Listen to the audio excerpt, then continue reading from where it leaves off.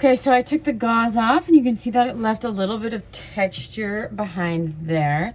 I'm gonna pull this off and you can see that some of that, I told you this was gonna happen, but some of that paint was gonna leak underneath the tape, but it still created a little bit of an interesting pattern. So as part of this project, you need to experiment by continuing to layer over top of your watercolor at least 3 different times. Okay, so I'm gonna tear that off. All right, so I'm going to create, I really like this area down here, so I'm gonna leave it, but I am going to layer over top of this again one more time using some of these blues and pinks and purples, using my rubbing alcohol technique again. And then I'm probably going to be done with that area.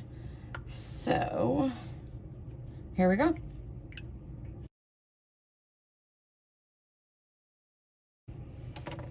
Okay, so now I'm going to spritz my rubbing alcohol again.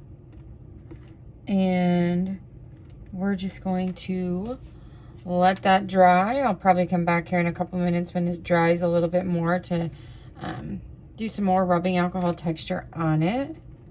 But we're gonna stay with that, so I'll do the time lapse to let it dry and then we'll go from there.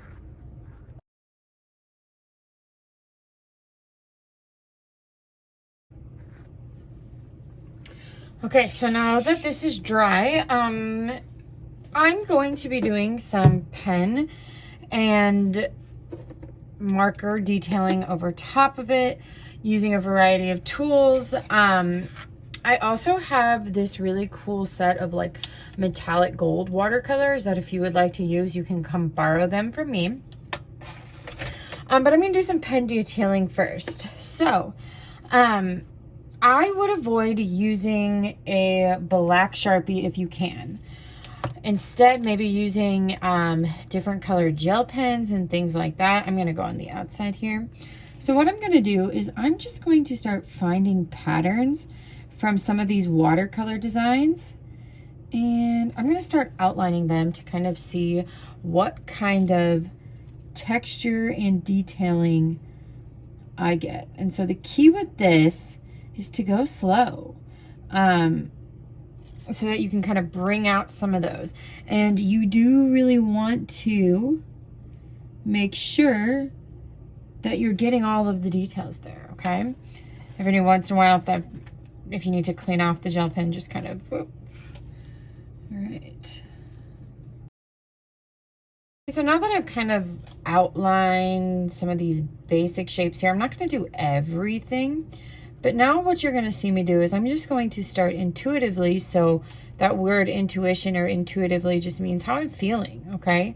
You're gonna see that I'm just gonna start creating different patterns and designs inside of it, kind of following the lines around. You might see me switch to different colors and things like that, but that will just go as the process continues.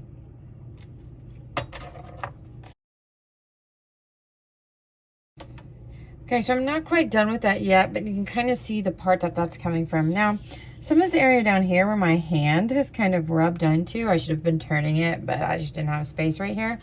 Now I gotta take care of some things to kind of finish that up. And so I'm going to use this gold color to kind of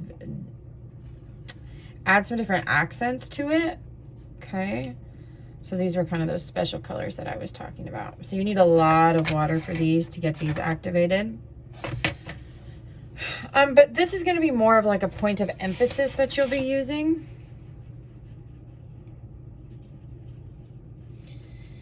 So for instance, I'm going to come in here. I'm going to fill in around this white area. I think I'm going to keep this area white. Because it's not as messy on that side. But the whole purpose of this is you're just painting how you feel, but you're taking your time. You should not be rushing through this. Okay, so I'm still not quite done with this piece, but you can see that it's evolving, and we'll continue to add more to it.